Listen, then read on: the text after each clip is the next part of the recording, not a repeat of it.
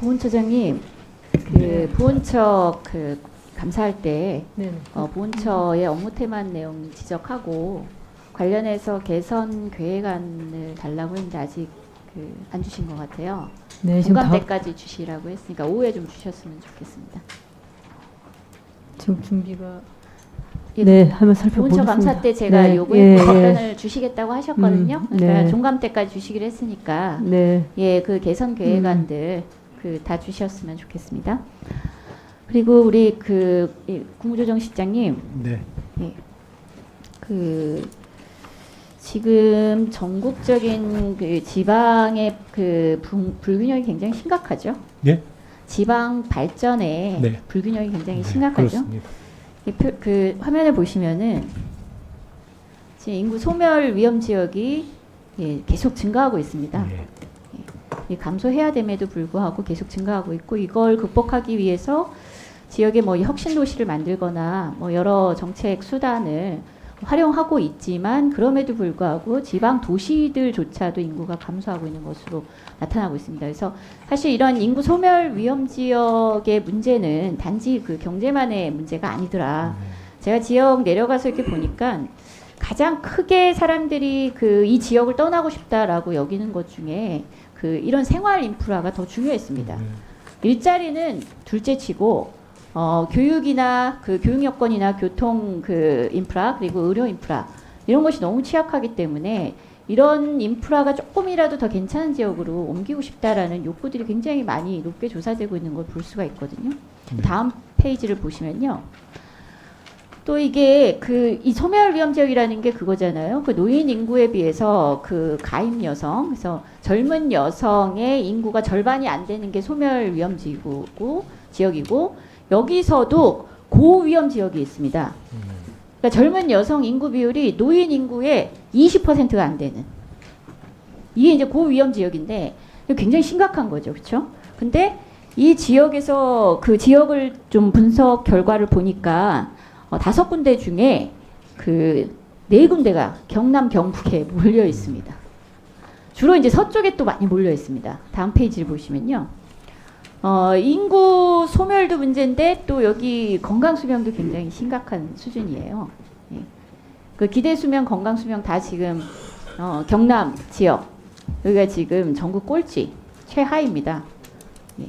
가서 보면은 이제 아픈 분들도 참 많고 병원은 취약하고, 다음 페이지 보시면은 이 여러 원인이 있는데, 제가 아까 교육 여건과 그다음에 교통 문제, 그리고 의료 문제를 말씀드렸는데, 오늘은 이 문제 하나는 꼭 이 총리실에서 좀 챙겼으면 좋겠다라고 생각하는 게 의료 취약입니다. 이 서부 경남 전체 상당수가 의료 취약 지역이거든요. 병원 수가 거의 없죠. 종합병원은 하나도 없고, 그렇죠? 그나마 일반 병원들도 1개나 2개, 3개 이 수준입니다. 어떤 지역은 남해 같은 경우는 조만간 병원 유지가 어려워서 무의도가 될 수도 있다, 이런 얘기를 하고 있습니다. 다음 페이지 보시면요. 제가 이거를 말씀드린 이유 중에 여러 가지 문제를 종합적으로 검토해야 되는데 당장 좀 시급하게 좀 챙겨봤으면 좋겠다라고 제안드리고 싶은 내용이 뭐냐면, 경북에서도 도립대학을 중심으로 이 의료 취약 지역의 가장 취약한 원인 중에 하나가 의료 인력 수급 문제거든요. 그러니까 의료 인력을 유지를 하려면 인건비가 서울 수도권에 비해서 30% 이상 더 들고 기숙사도 제공해야 되고, 이게 의료 인력 수가 낮다 보니까 점수 평가도 낮게 받아서 다시 또 지원 금액이 삭감되는 악순환이 이렇게 반복이 되고 있습니다.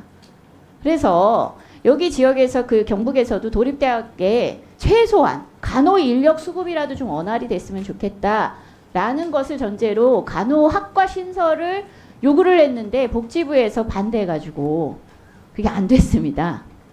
이게 그렇게 어려운 일은 아닌 것 같은데요.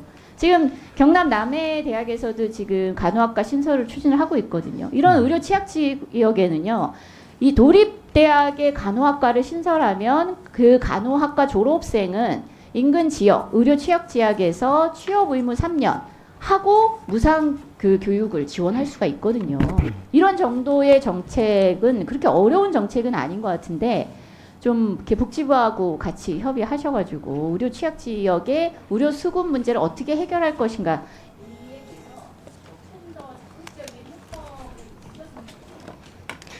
예, 의원님, 저 지난 10월 1일 날 아마 발표된 공공보건의료 확충 계획은 아마 보시고 이런 또 지적을 하신 걸로 알고 있습니다. 그 내용에 사실 의료 취약 지역에 대한 뭐 간호사 인건비 지원이라든가 또는 간호사 배정 확대 이런 것들이 포함이 되어 있는데요. 그럼에도 불구하고 아마 그게 결국 예, 그래서 아마 그 나름대로 복지부가 그렇게 좀 대책을 세운다고 해서 발표를 했는데 좀 의원님 보시기에 좀 부족한 부분이 있는 것 같습니다. 제가 의원님 그 자료를 주시면 복지부하고 다시 한번 좀 더 네. 네. 그래서 예. 예. 네. 그래서 보니까 이거 간호사 총 인원은 복지부가 정하고요. 또 지역 배정은 또 교육부가 대학별로 하고 해서 제가 교육부하고 복지부하고 한번 얘기를 해보겠습니다.